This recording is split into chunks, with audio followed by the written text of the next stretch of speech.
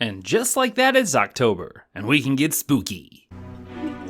Keep going, keep going, keep going. Now let go, let go. Yeah. Yeah, you like that, huh? Or goofy. I can work with it. Welcome to A Tough Act to Follow. I'm Preston, aka the Ploominator, and I will be your adorable forest guide as we navigate the treetops and underbrush of the unseen parts of Hollywood. But before I get started, I want to make sure that everyone's getting the full experience of the Ploomination, so be sure to share, like, and subscribe. And check out my Patreon if you want to see even more content. Links below. And for this spooky season, I wanted to take the time to look at some of the actors who are most noteworthy for being actually unseen in a lot of horror movies. These are those actors who get covered in prosthetics and scare us, thrill us, or just plain amaze us with the masterful work that they do. These beings come in a wide variety of shapes and sizes and create the most phenomenal characters in the process. And so, instead of looking at the usual movie stars and starlets who fight the monsters in the horror films we love, we're taking a look at the monsters themselves, and we're starting with the one and only Warwick Davis. And why Warwick specifically? Well, it's because of his continuous involvement in some of the biggest franchises on the planet, and he's made himself one of the most successful actors in terms of box office draws by showing up time and time again in the most interesting roles. And when you look at the actual work that he does, it's clear that he is an accomplished actor who is making the characters work in physical, vocal, and tonal ways that match the needs of the movie across all manner of genres. And this, combined with his willingness to do whatever it takes to make a character come to life, all but ensures that Warwick Davis is not only a talented creature actor, but also just a tough act to follow.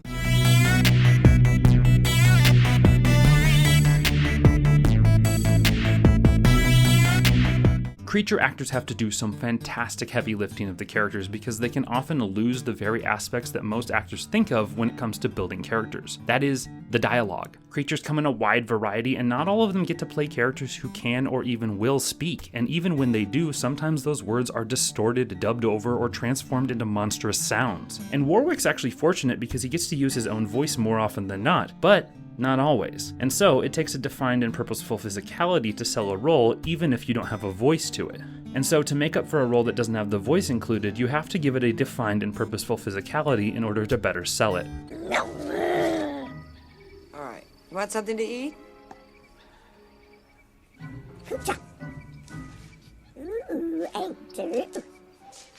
That's right.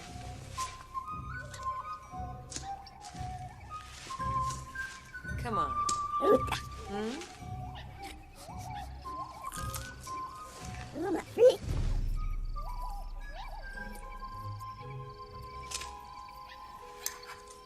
And while physicality does take on a number of tones, it's important to note that Warwick is a brilliant physical comedian. He's able to make these choices where the physicality just causes us to laugh. And these aren't always big choices, but often he knows which choices will make the audience laugh while still being true to the core of that character. And that helps give the character growth beyond what they say or do within the story.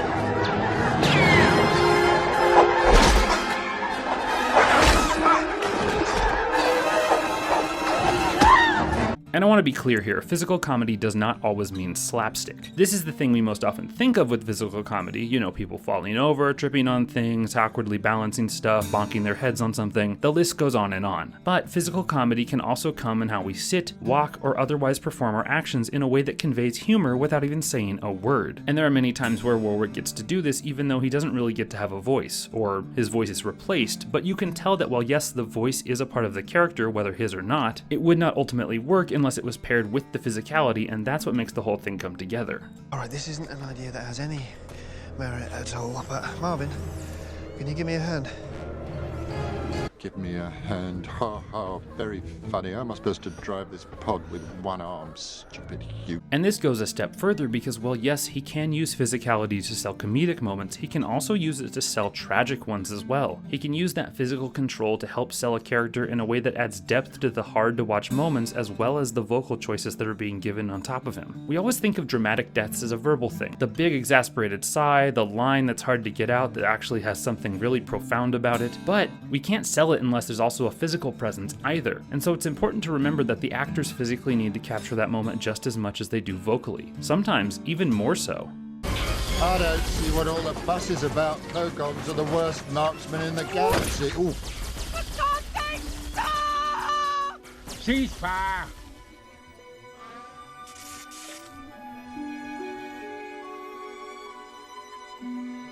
Now I've got a headache.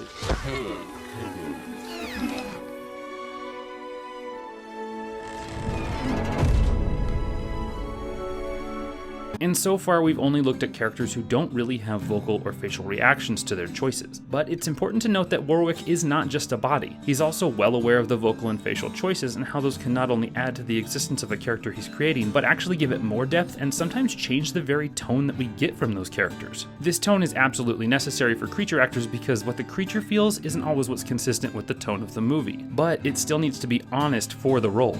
There's only one way to kill a leprechaun. But I'm not going to tell you. I'll never tell you.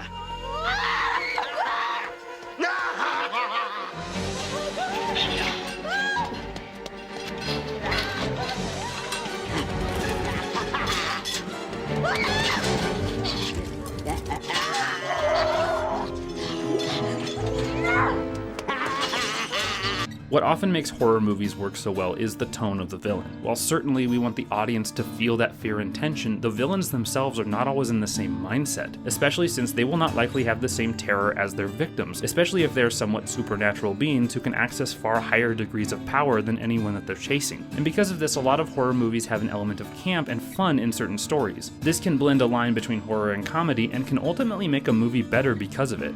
You're a leprechaun, huh? Uh-huh. Now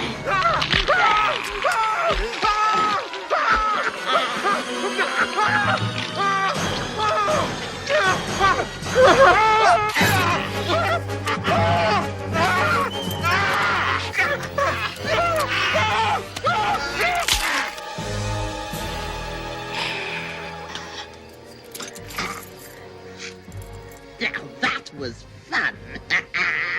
But above all else, these choices still have to be rooted in the core of whatever that character is supposed to be. If these characters weren't given a personality, they would just be some kind of puppet or computer-generated non-character role, and just make do with the basics for its work. By placing an actor in these roles, it purposefully means that we want someone under that makeup who is not ignored and needs to exude personality. And even when they are buried to a point where we don't recognize them, we still need to feel their reactions, their choices, and the thoughts behind those.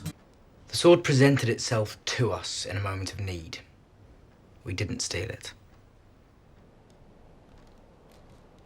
There is a sword in Madame Lestrange's vault, identical to this one, but it is a fake. It was placed there this past summer. And she never suspected it was a fake. The replica is very convincing. Only a goblin would recognize that this is the true sword of Gryffindor.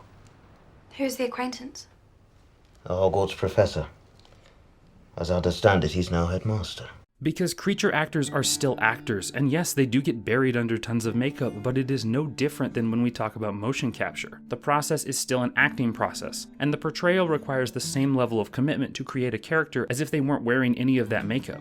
But there are parts of that that have to be enhanced or altered to help sell the same level of thought through the makeup or other prosthetics, so that when those thoughts come through, it's actually more impressive because of how realistic it is.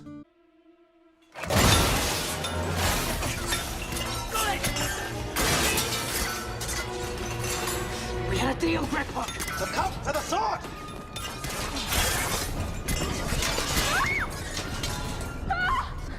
I said I'd get you in. I didn't say anything about getting you out.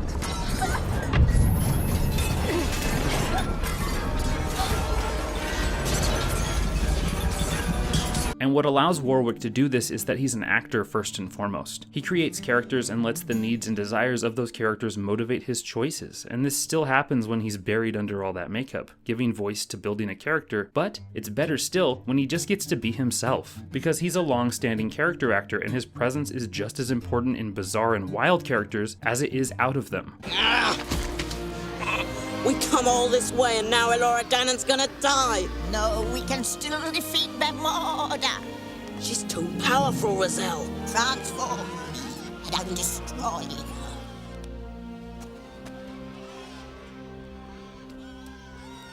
Elements of eternity, above and below. Balance of essence. Fire begets snow. And finally, we have to remember that Warwick utilizes his unique physical attributes to enhance every role, whether it be to make a role bizarrely comic in a way that is somehow better, or to enhance a character physically when they have a disadvantage by showing that they have wit to gain the upper hand rather than physical strength, or just making sure that he's a presence who can stand up and take charge when the need arises. It takes a great actor to bring a character to life, whether they be for a momentary supporting role or the lead that has to drive and carry the movie forward. Stupid Peck. Don't call me a Peck. Oh, I'm sorry. Peck. Peck. Peck, peck, peck, peck, peck. You be careful. I am a powerful sorcerer. See this acorn? I'll throw it at you and turn you to stone. Ooh. I'm really scared. No, don't! Don't! There's a peck here with an acorn pointed at me! I wouldn't want to waste it. And so it's clear when you look at everything that Warwick is a phenomenal actor, and his legacy has built itself through dedication, skill, and ultimately consistent work. He's proven that he knows who he is, what he needs to do to make the roles come to life, and ultimately has built one of the most consistent and talented resumes on record, which is impressive given how often we haven't actually seen his face. So why do we like Warwick Davis? 1. Warwick physicalizes everything. From the small moments to the bold ones, Warwick uses his body to portray his characters. Whether these moments need to be comedic or dramatic, he knows how to make the character read, sometimes without words or other forms of expression. 2. Warwick enhances characters. Even when his voice is not the one coming through to the audience, Warwick knows how to use his physical presence to sell that dialogue. The physical work is always consistent, and that allows the character to be consistent as well. 3. Warwick has bold expressions. When he is able to use his face, Warwick uses it to the fullest extent. By having big expressions, it helps cut through the dense prosthetics and ultimately adds to the portrayal, especially when it needs to be a comedic character. 4. Warwick knows his role. Warwick understands how his character fits into the story and is able to fully embrace that in every moment. This can be making a character comedic to sell an absurd premise, or expounding on an advantage that doesn't exist without his own personal cunning. In all situations, he does the work to make sure that his character is enhancing the role rather than being just anyone else. 5. Warwick acts.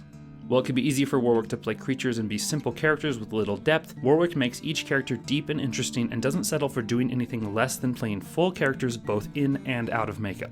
Look, there is something to be said about Warwick Davis. I mean, obviously, I just said it. But it also helps that he has picked some of the biggest franchises around, and ultimately that means he is a really successful actor, even if we didn't know he was in all of those movies. So, let's make sure that we do know he's in some of those movies. These are my 5 essential Warwick Davis performances. 1. Star Wars: Return of the Jedi. Warwick manages to make Ewok Wicket a touching, funny, and unique character in science fiction by letting the character's full commitment come to the surface and ultimately show that heroes can come from all cultures, sizes, and levels of furriness. 2. Hitchhiker's Guide to the Galaxy. While yes, Alan Rickman did provide the voice for Marvin the Depressed Android, it was Warwick's physicality that helped to sell it. His slow and labored walk, sloped gestures, and overall sluggish demeanor helped combine with the voice to make a standout character in this science fiction comedy. 3. Leprechaun. This comedic horror film is the first in a long-running series, many of which have starred Warwick as the titular leprechaun. He plays the role with a sense of fun, and it ultimately helps sell the character as a threat, even when the role seems so ridiculous and over the top that you wouldn't believe it otherwise. 4. Harry Potter and the Deathly Hallows Part 2.